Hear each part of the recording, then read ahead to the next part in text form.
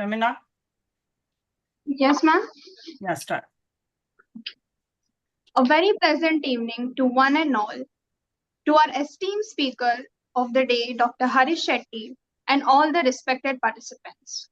I am Femina Muppan, student of SYBMS from Vedanta College. Welcome you all. Join us in this fascinating journey of rediscovering the treasures of Indian knowledge system. IKS is a fusion of tradition and innovation which continues to inspire and guide us in every sphere of our life. Today's session will bring forward a fresh perspective towards effective blending of IKS in modern teaching learning systems. As we move forward, I request you to rise for the national anthem.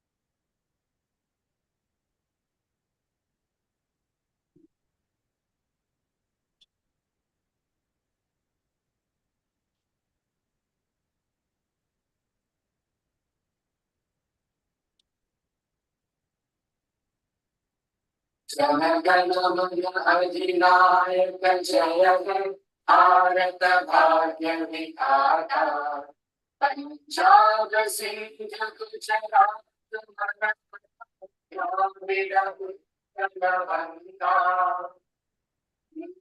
Himachal Yamuna Ganga उच्चल जलधि तरंगा तब शुभ नामे जागे तब शुभ आशीष मांगे गाहे तब जय गाथा जन गण मन जय हे भारत भाग्य विधाता जय हे जय हे जय हे जय जय जय जय हे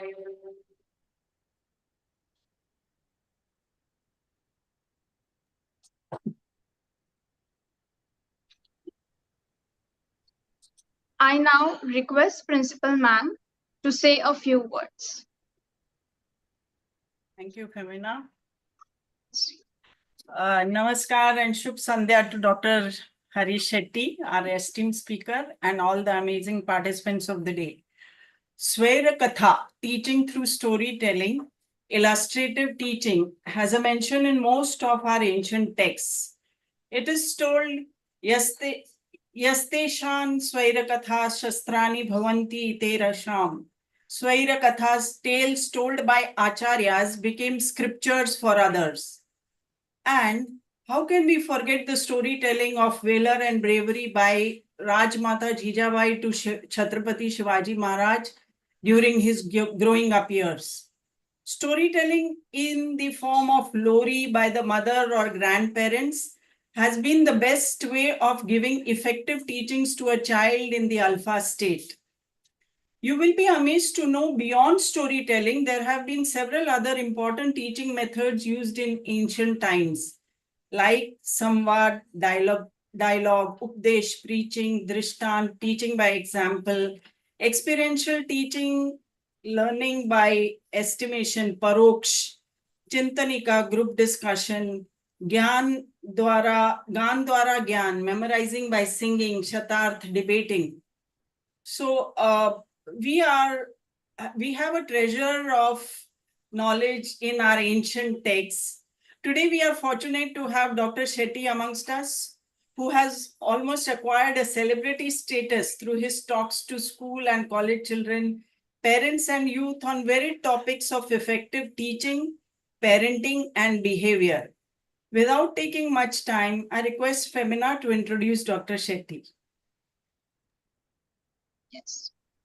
It is my privilege and honor to introduce Dr. Harish Shetty, an eminent psychiatrist and a tireless social worker.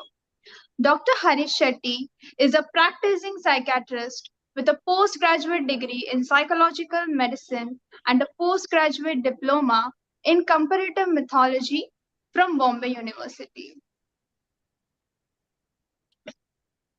Dr. Shetty worked in the field of yoga and mental health under the illustrious professor Dr. N.S. Bhaiya for 12 years. He has immense experience in social mental health and has conducted hundreds of workshops for students, teachers, heads of educational institutions, and the non teaching staff for more than 2 decades. As an active campaigner to the cause of protecting rights of the children, he sent a letter to the CJ Bombay High Court was also taken suo motu and segregation abolished in schools in 2006. His latest petition in Bombay High Court on learning disabilities has facilitated the starting of learning disability detection centers in every district of Maharashtra. Dr. Harish Shetty is actively working in schools and colleges for the cause of suicide prevention. He has taught at TISS for a decade around 1990s as an external faculty. He is a visiting faculty in various universities. Dr. Shetty has worked with the victims of the Marathwada earthquake, Kandla cyclone, and the riot affected in Gujarat. Dr. Shetty has also been identified as one of the 17 young mental health workers by the World Health Organization and invited twice for training in the years 1995 and 1996. He has also founded Maitri, an organization that works with families affected by mental illness and has been instrumental in training a large number of medical personnel in the field of mental health. Dr. Harish Shetty has been training the judiciary for more than 2 decades at JOTI, which is at Nagpur, and Maharashtra Judicial Academy, MJA, at Uttan, Mumbai. As a psychiatrist, he has been a member of committees appointed by the Bombay High Court. Enough, In Femina. 2003, Enough. In 2003, he worked with the medical fraternity at Afghanistan in the treatment of PTSD in Afghanistan on behalf of Action Aid and NGO. Femina, can you As hear a me? trainer and a researcher, he has Femina? conducted hundreds of training sessions for different professionals. In Devika sir wants you to stop. We are delayed, so no problem. Yeah. So, yes, ma'am. yeah, sir wants you to stop the introduction. Sir will take over now further with his talk. Good evening, everybody, and I'm so sorry for being a little late. Bombay traffic. Sorry, ma'am, I can't hear you. Yeah, so you finish your talk now. Okay, Harish Shetty sir will take over now. Okay, ma'am. Okay. Yeah. Okay. So all the participants are excited. Thank you, Femina. I'm so grateful for your introduction. I'm grateful Okay, to ma'am. Okay. Dr. Sangeeta Kohli for inviting me to this wonderful workshop. And thank you, friends, for bearing with me for more than half an hour. And I would like to start by saying that we are going to talk on storytelling and the Indian knowledge systems, both together. One cannot be separated from the other. Well, I would like to start with a sentence. Teachers who stick to syllabus are technicians. Teachers who go beyond the syllabus are revolutionaries. So the point is that you can always finish the syllabus, but the fun is going outside the syllabus, also beyond the syllabus, and inspiring students to do something more. I still remember in my school, I only remember my Hindi teacher, Mr. Chaudhary, late Mr. Chaudhary. He never won the President's Gold Medal. He never completed the syllabus. He would complete around 80% of the syllabus. But he shared stories. Every chapter in the Hindi book was stories. I still remember the chapter on Holi by one of the greatest writers of all times. And he said, and when he shared the story of Holi, which was written by Premchand, Premchand had written in that story, it was pre-independence. पहले अपने खून को लाल करो, उसके बाद चेहरे को. And the story appealed to me so much, as all other stories. The name of Mr. Chaudhary and the memories of all the stories he shared is etched in my memory. I know he will never get the President's Gold Medal, and he never got it. My dear friends, I would like to start with a video. And that video is very interesting. Listen to it carefully.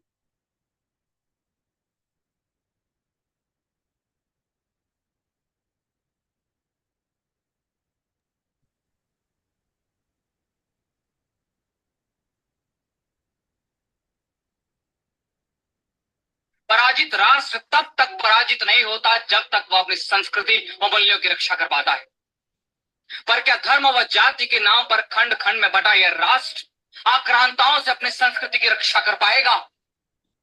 यदि आक्रांताओं को इस धरती पर स्थिर होना है तो उन्हें व्यक्ति से व्यक्ति को जोड़ने वाली संस्कृति पर आक्रमण करना होगा, और वे करेंगे यदि हम सावधान नहीं हुए तो।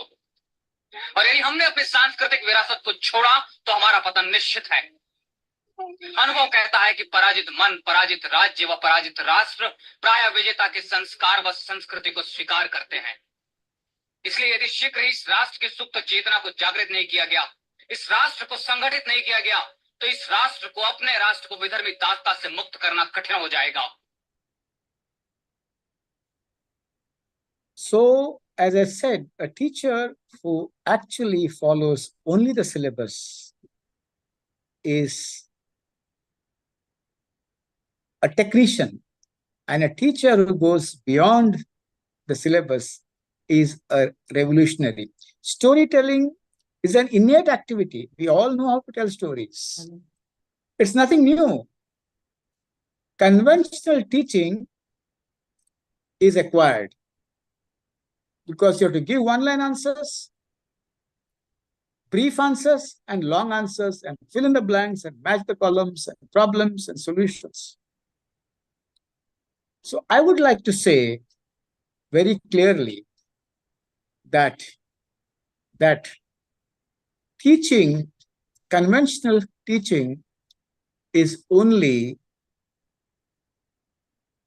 an acquired activity, and storytelling is basically an innate activity. When we go for a marriage, we actually come back and say, we went for a marriage and the groom was very good and the bride was very good, and I met so many people, and you share a story. When you come back from a function, you don't share 4 points of the function, but you share a story. When you gossip at home about neighbors, relatives, and friends, we share stories. When we're upset, sad, angry, or happy, due to any reason, we share stories. So storytelling is an innate activity. Conventional teaching is acquired. Somehow we lost the entire zone of sharing stories in our teaching system. I still remember that when I was in school, students of B.Ed, PTC used to come and they would have charts and they were enthusiastic, but they never told us stories. There are many myths about stories in school. Maths teachers with a little longer nose believe that maths cannot be converted into a story. Not at all. If you're clear with the concept, the vocabulary is simple. Economics teachers once stood up and protested when I said storytelling is possible even in economics.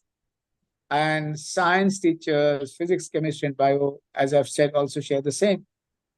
These are the myths. every concept can be converted into story. I can teach physics. I've taught physics to my children through storytelling, which includes Ohm's law, Pascal's law, Archimedes, Newton's law also. Because when the concept is clear, the stories flow. It is not essential in physics to know the formula. It's essential to know how we reach the entire formula.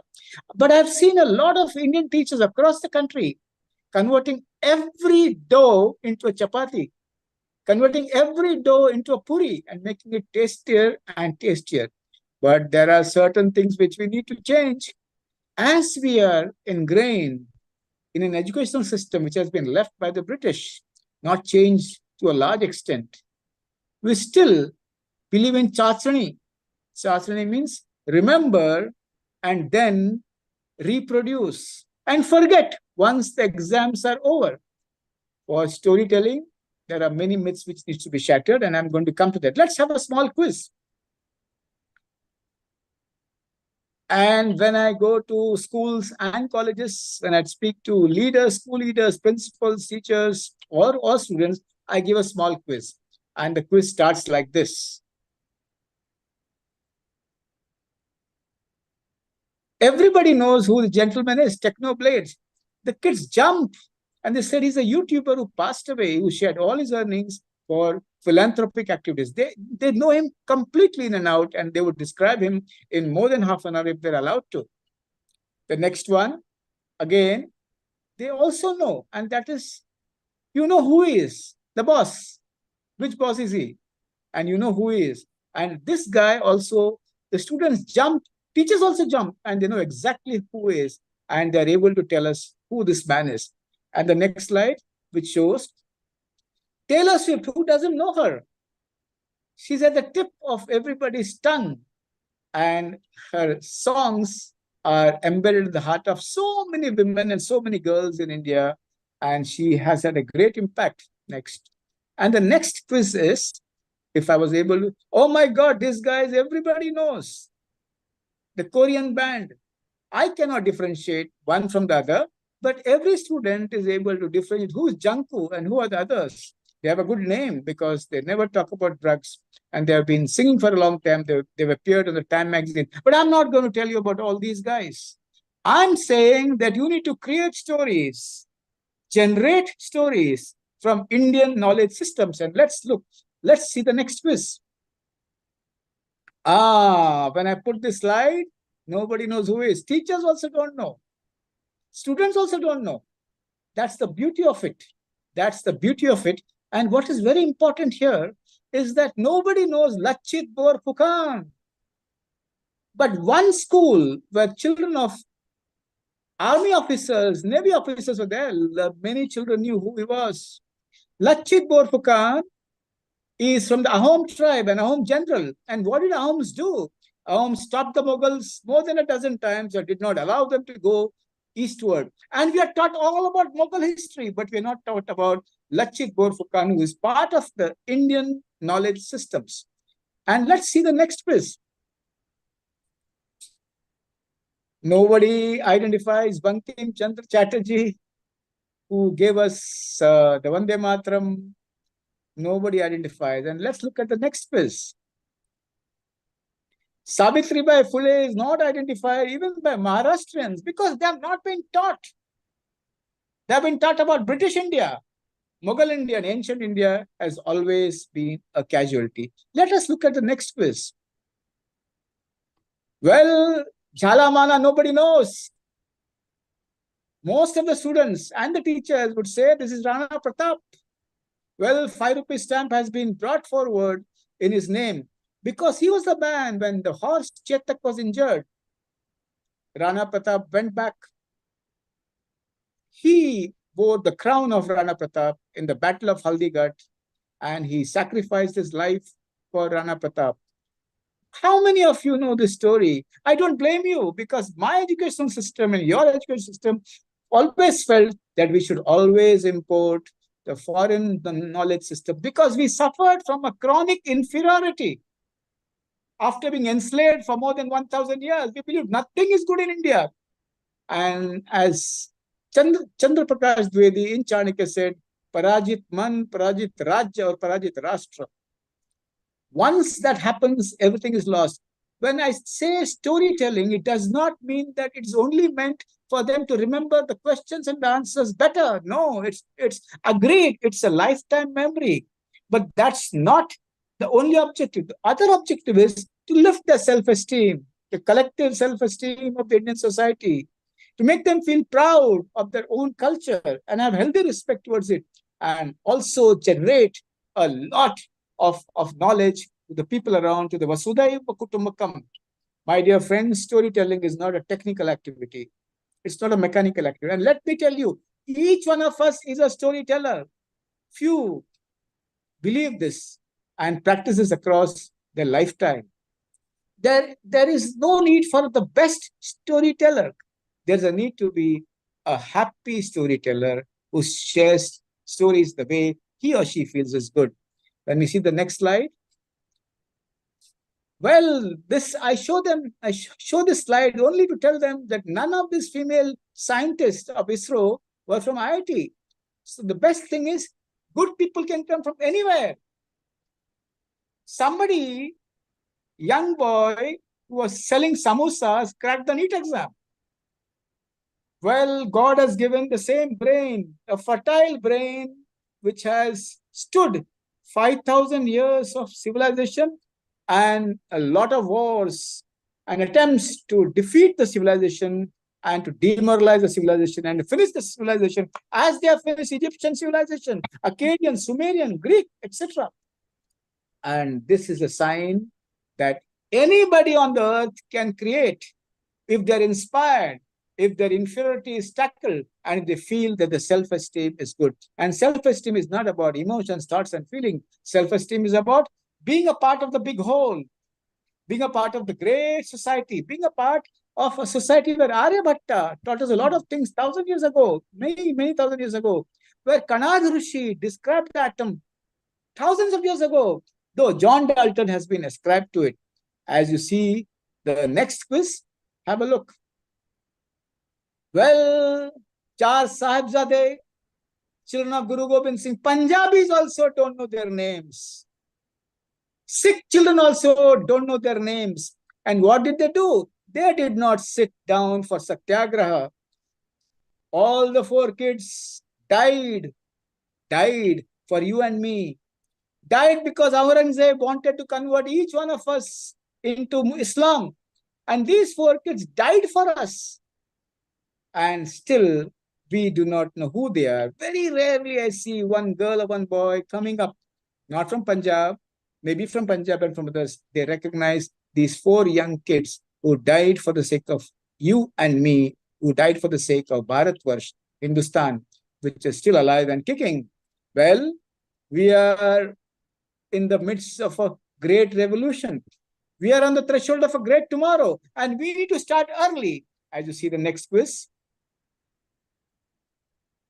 Very few identify Baji Prabhu Deshpande is an actor who played the role.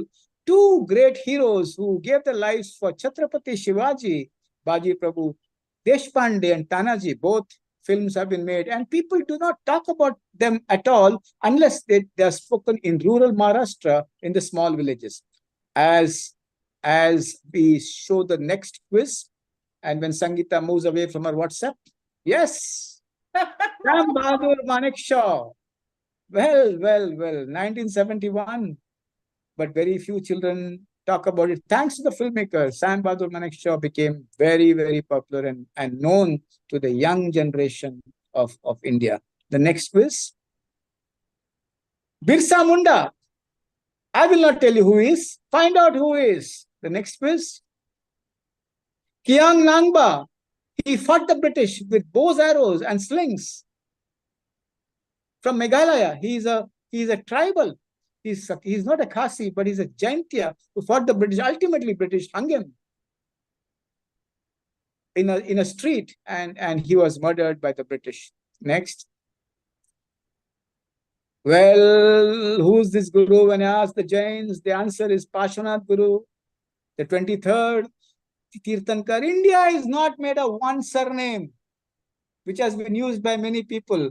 There are a million heroes about whom we should talk in the school, whose histories were buried and made invisible post-independence. And that is something we need to correct. Next. Well, what are these terms? These terms are namaz. And if you put it in order, it's Fajr, Zohar, Asr, Isha, Maghrib. Fajr, Zohar, Asr, Maghrib, and Isha. Tahajjud is the night namaz. And as we slowly move ahead, I am being helped by Professor Sangeeta Kohli. This was Gnaneshwar writing his Gnaneshwari at Visava, a little ahead of Nagar. And you should actually go and visit this site and actually feel the entire energy. And what is very important is take your children to these places before you take them to Switzerland, Malaysia, Mauritius, or any other country. Next. Nobody can forget the Ellora temple, Shankar temple, which has been built across 10 generations on one stone. And this is a place you need to talk about in a story form. Next. Yes. My dear friends, what is very important is it's not easy to mix the Indian knowledge systems as a story because you have to first unlearn, in the sense you have to make an effort. Every teacher should make an effort to read Indian history, not written by those who hated Indians, not written by those who have been, who actually loathe criticizing our culture, not written by those who actually win a lot of awards and prizes because they have been continuously criticizing the culture, not by those who have ruled the country and swear by Karl Marx, not by those, but by those who have written the history as it is. And remember, authoritative teachers, they rule the class. They cannot share stories. They can only share facts, points, and they can tell children the do's and the don'ts, and they can actually correct the children the way they correct animals in the zoo.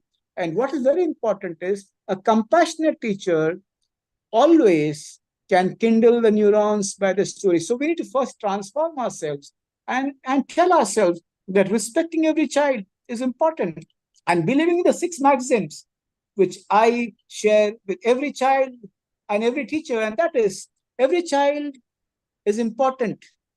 All children are equal. Every child is different. Every child can learn. No child is born a criminal, and transformation is possible in every child. And when you believe this, compassion oozes. When compassion oozes, empathy is visible, because ultimately, in a class of 40, there are 41 teachers. There's not one teacher, there's 41 teachers. When you believe that, and you believe that teaching is important, and when you teach, you respect the child, and what is very important for us is that when you respect and trust the child, there is participative learning, and there is actually collaboration. Insecure leaders do not tell stories, and they choose mediocre teams who cannot also recite stories. Secure leaders choose awesome teams.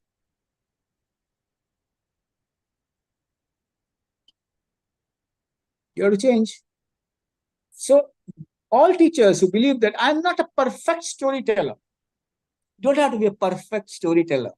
Well, nobody is perfect on this earth. We are not made to order teachers.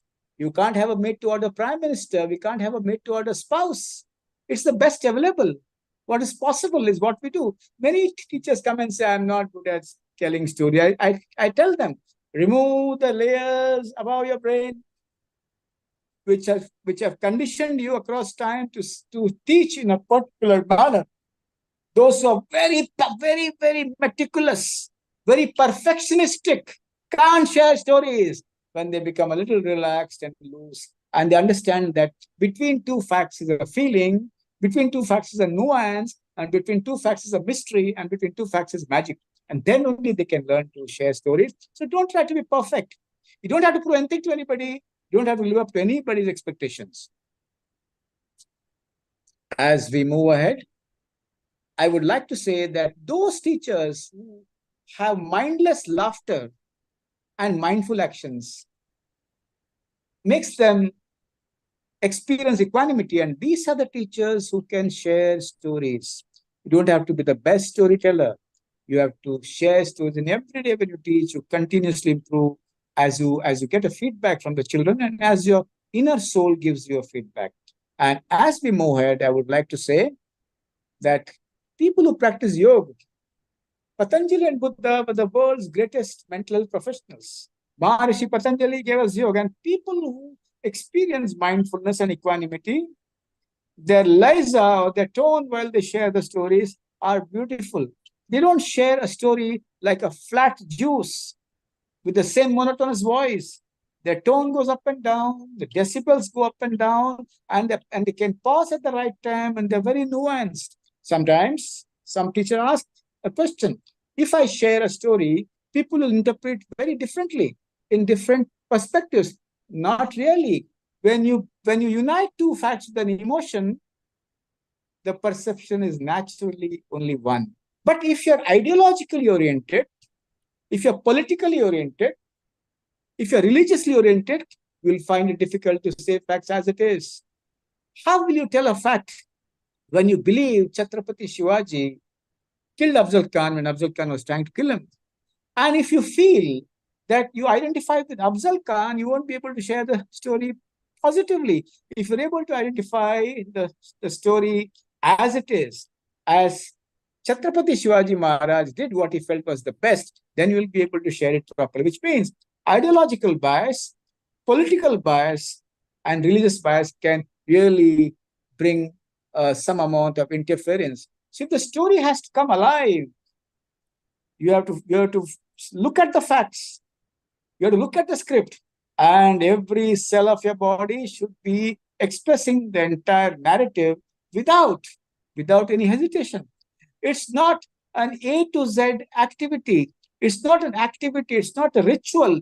Storytelling is a flow state, and it's a joy. And remember, teachers, if you have to have your blood pressure regulated, if you have to have your sugar normal, and if you have to enjoy your teaching, so that when you go home, you can share great things what happened in the class, then the best part is you have to be an animated teacher. You have to perform, and you have to share things, and you have to share tales as it is. And as we go ahead, let me remind you that Patanjali gave us yoga and Buddha gave us vipassana. They're the biggest storytellers of the entire world.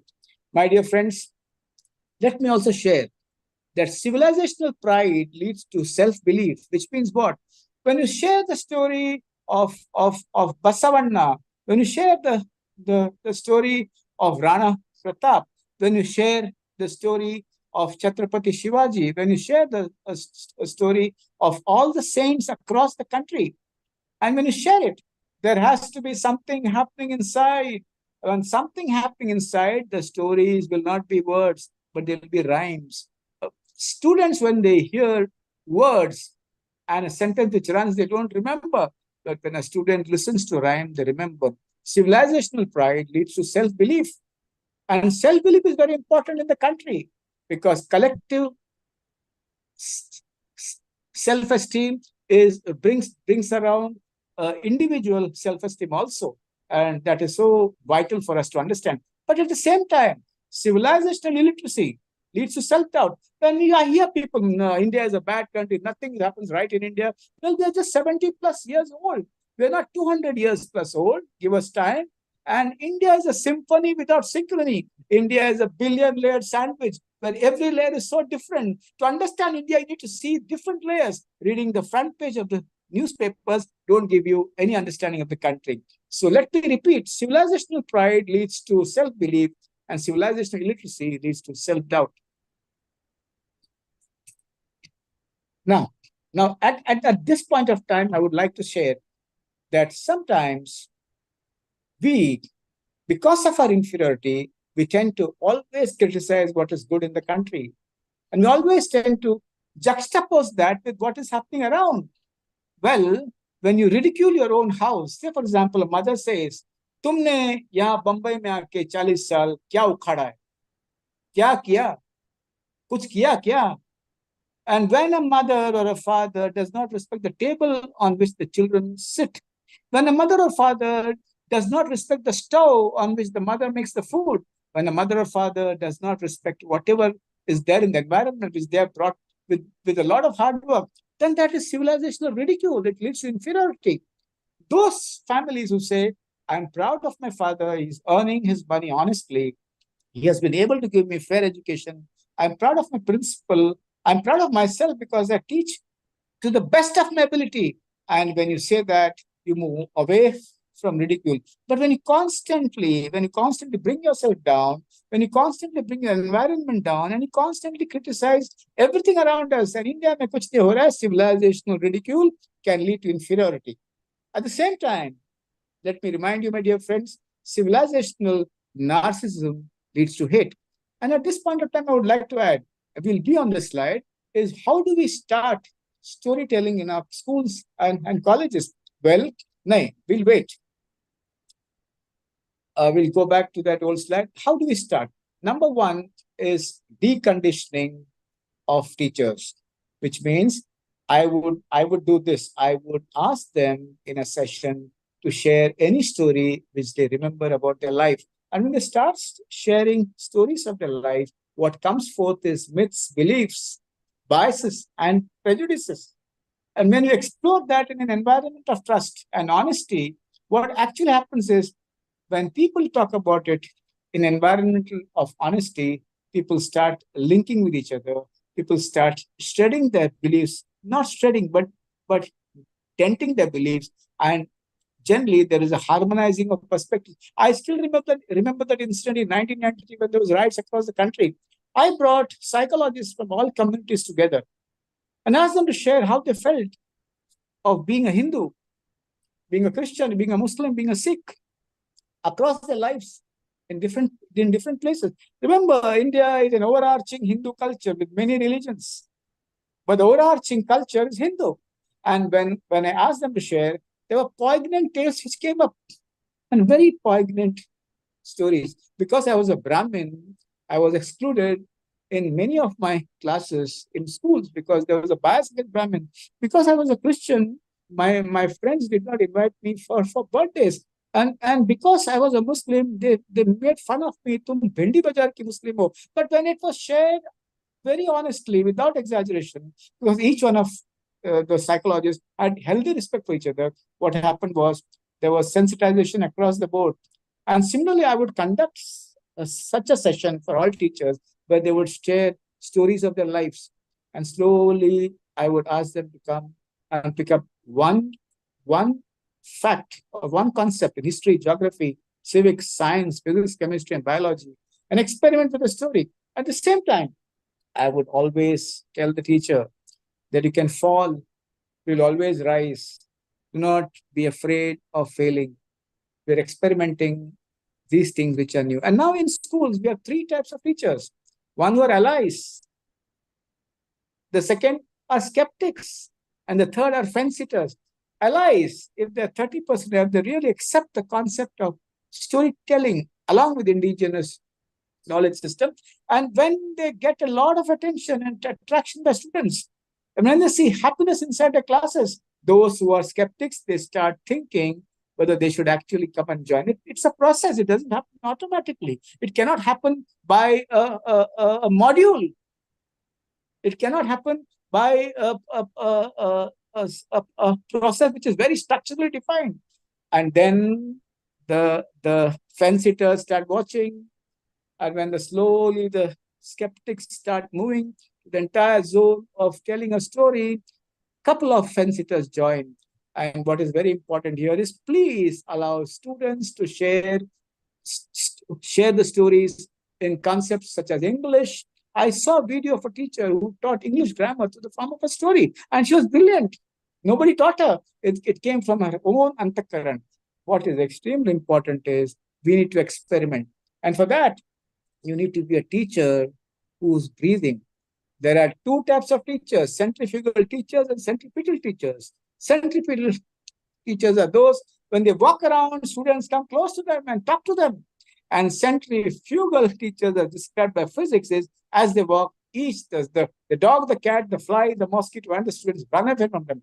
Ask yourself whether you are a centripetal teacher or a centrifugal teacher. Also, around this time, what is very important for us to understand is, why are you teaching students?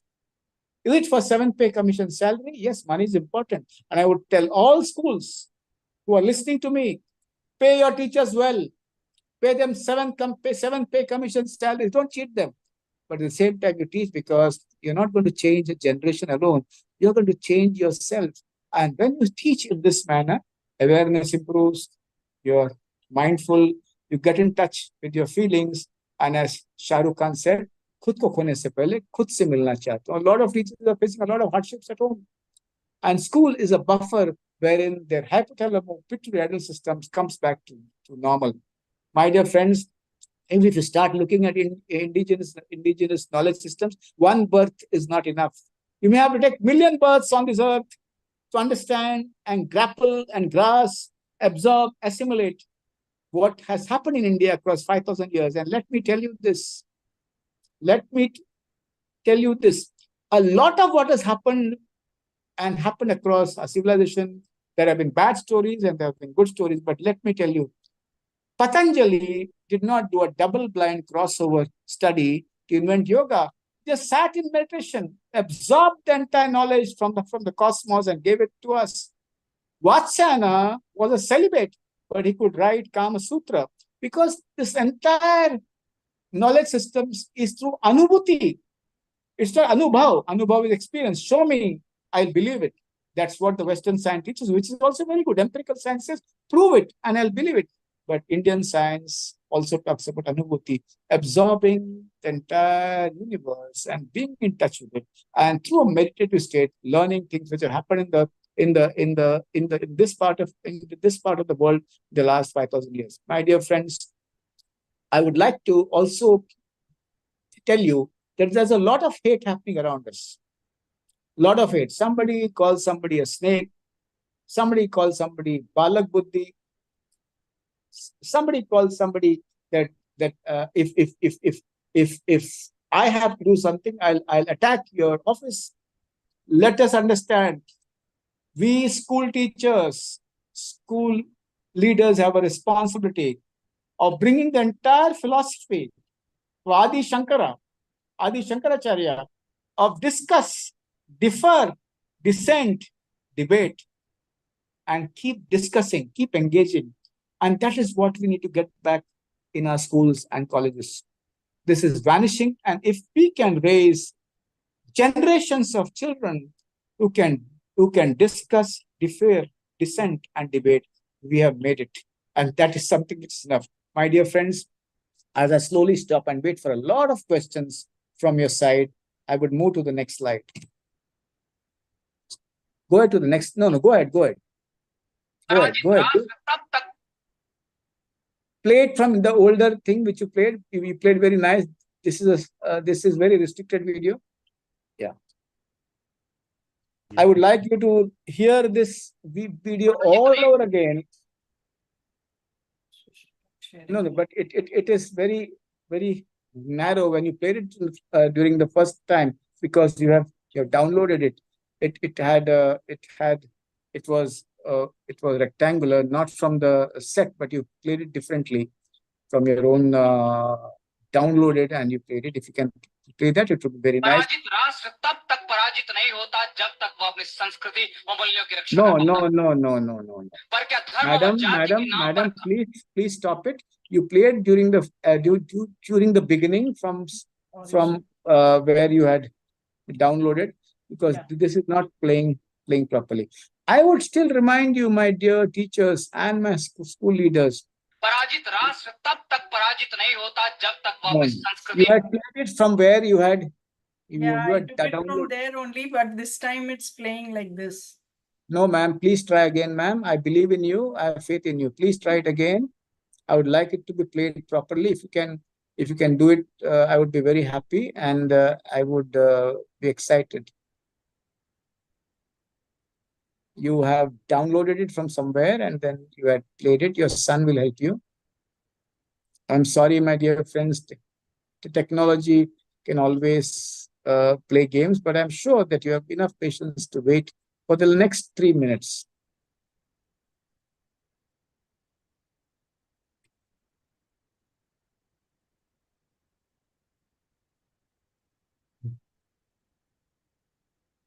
It was rectangular, so I don't know. Wait.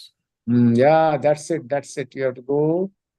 And smart boy, smart boy, smart boy, smart boy. Oh my God.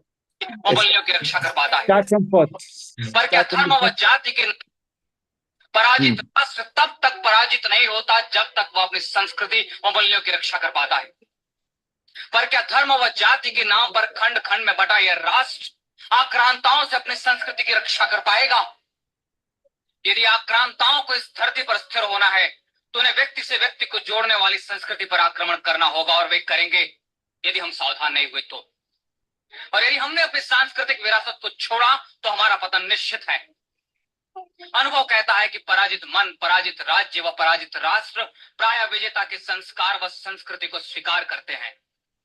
इसलिए यदि शीघ्र ही इस राष्ट्र की सुप्त चेतना को जागृत नहीं किया गया, इस राष्ट्र को संगठित नहीं किया गया, तो इस राष्ट्र को अपने राष्ट्र को विधर्मी दासता से मुक्त करना कठिन हो जाएगा। Yeah, so my dear friends, as I go to the next slide, I would like to say, just summarize what I've talked, and which is like this, that storytelling is not difficult. We have to uncondition ourselves, relearn, practice, and we can do. And a lot of teachers share beautiful, in every school on their own, there are at least 4 or 5 teachers who share great stories and have a different impact. My dear friend, the second most important thing is you don't have to be the best. You have to be just there. You have to just do what is possible. Number 3 is storytelling obviates the fact of technology. You don't have to have a smart board. You don't have to spend a lot of excessive financial emoluments on different things, though all those things are important. So my dear friends, as I end, I would like to say that an animated teacher is the best teacher. A stiff teacher is not the best teacher. Words that rhyme are remembered. Words that run are never remembered. And at the end, I would like to give the Chhatrapati Shivaji Maharaj, one of the greatest heroes of the country, and Baba Saheb Ambedkar, again, one of my favorites. I read their life histories day in and day out, and I'm inspired. You would also have your own heroes, and it's important to read their life histories and understand what they did so that it inspires us to do something more. At the end, I would repeat my famous line, which I started with, and that is, a teacher who sticks only to his or her syllabus is a technician. A teacher who shares stories is a revolutionary. You have to make the choice. Do you want to become a technician or do you want to be a revolutionary? Thank you.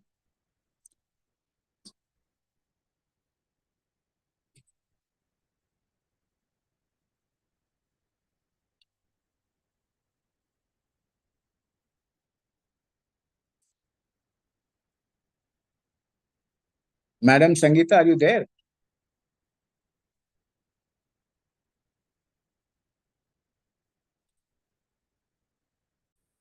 I was on mute and I forgot to unmute. Sorry. Yeah, thank you so much, Harish Shetty sir. It was an amazing talk. We got to learn through the pages of history and a lot of content you shared with us, which can be used for storytelling. We had a lot of questions, but we have selected 2 important questions for you. If you could share your views on them. So one of the question is, a problem generally faced in storytelling is that a story can generate hundreds of perception, leading to ambiguity regarding the lesson expected to be taught through the story. How is it possible? Yeah. How is it possible? Sorry, sir. Please go ahead, ma'am. Yeah. How is it possible to limit the learner's perspective with context to the story which the teacher is teaching? Well, it's important not to make the story tight in a box. Let it flow. Children will not make inhuman perspectives. They will not make false perspectives. Their perspectives will be part of the whole truth. There's difference between facts and truth, part of the whole truth.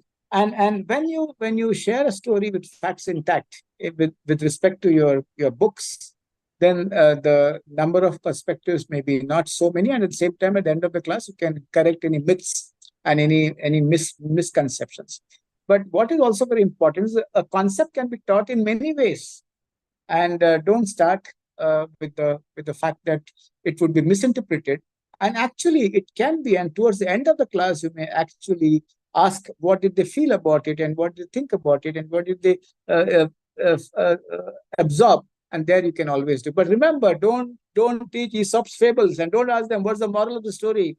Moral of the story has to be absorbed, has to be felt intangibly and not tangibly. Storytelling is about the intangible, making the tangible intangible so that the intangible becomes tangible, beautiful. Yeah. So the second question, sir, is the resources available in the form of story for varied subjects are limited or nil? Every teacher may not be able to create stories as per their subject and student aptitude. What is the solution to this challenge?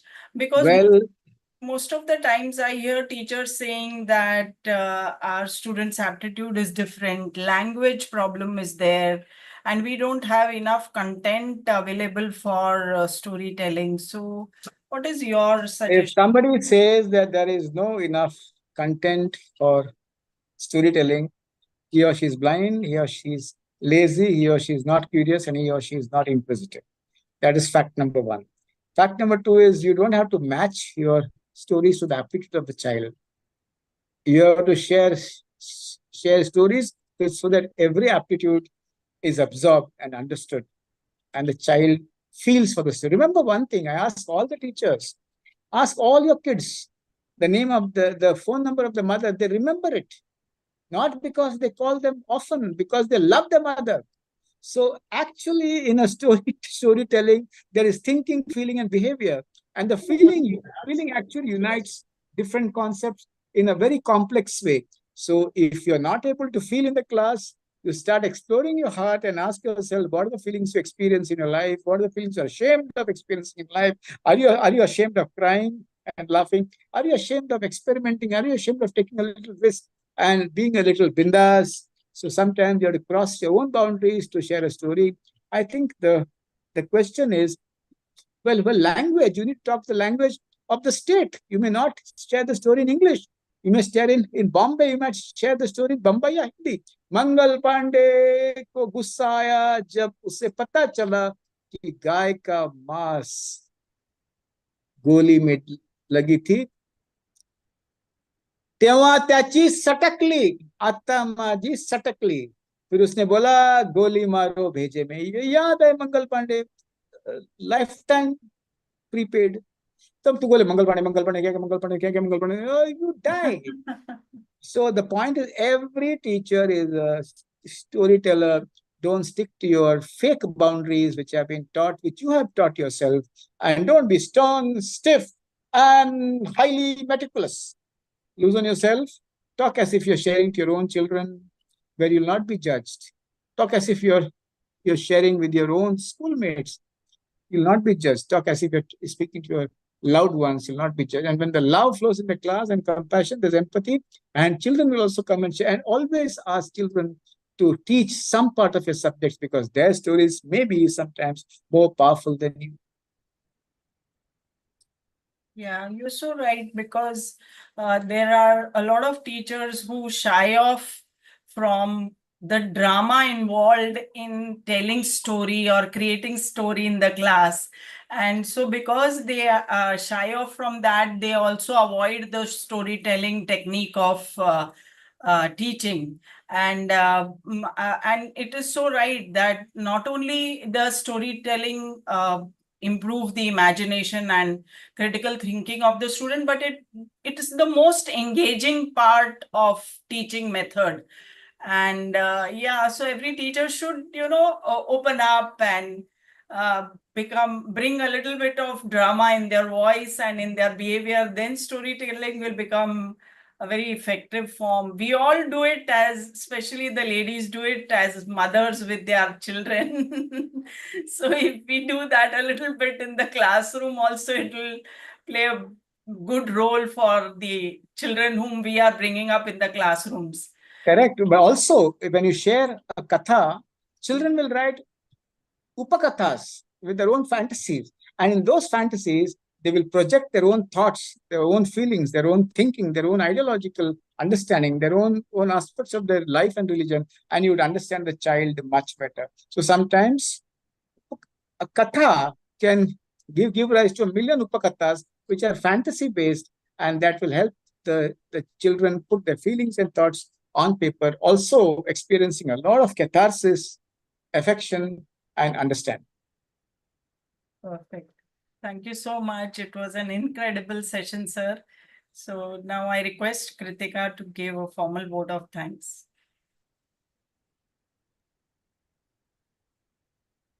Yes, ma'am. Good evening to the esteemed guest, principal ma'am, and respected faculty members and all my dear colleagues. Myself, Kritika Valecha, head of BMS department at Vedanta College, would like to express my sincere gratitude for today's enlightening session on the Indian knowledge system. Under the National Level Faculty Development Program on IKS organized by Vedanta College in collaboration with Sri Shankarlal Shasun Jain College. As we come to the close of this profoundly insightful session, I would like to take a moment to extend my deepest gratitude to all those who have contributed to its success. The wisdom shared and the knowledge gained today have been truly invaluable. First and foremost, I extend my heartfelt thanks to our distinguished guest speaker, Dr. Harish Shetty, sir. Sir, your profound insights and extensive knowledge have greatly enriched our understanding of the Indian knowledge system. Your engaging presentation has provided us with the invaluable perspectives, and we are sincerely grateful for the time and effort you invested in sharing the expertise with us. My appreciation also goes to our esteemed principal ma'am, whose support and visionary leadership has been instrumental in bringing this program to fruition. Your dedication to advancing academic excellence and fostering a culture of continuous learning is truly commendable. I would also extend my heartfelt thanks to all the participants for attending today's session with patience and enthusiasm. Your engagement and eagerness to learn have greatly contributed to the success of this faculty development program. I would also like to acknowledge the incredible efforts of the organizing committee. Their hard work, meticulous planning, and attention to detail have ensured that this event ran smoothly and successfully. Their dedication has made a significant impact, and we are truly grateful for their commitment. Thank you once again, Dr. Harish Shetty, sir, Principal Ma'am, and the organizing committee. Your collective contributions have made today's program an enriching and memorable experience for all of us. Thank you once again. Thank you again, Dr. Shetty. Truly obliged for giving so much of time. You had a session at Hiranandani Hospital. You cut it short to reach back and give this session. I believe you have always worked for the larger interest of the academic fraternity, the student and the youth. So this is another step towards it. Thanks a lot for being there today with us. Thank you so much, sir. Thank you to all the participants, and we'll meet again tomorrow. Thank you.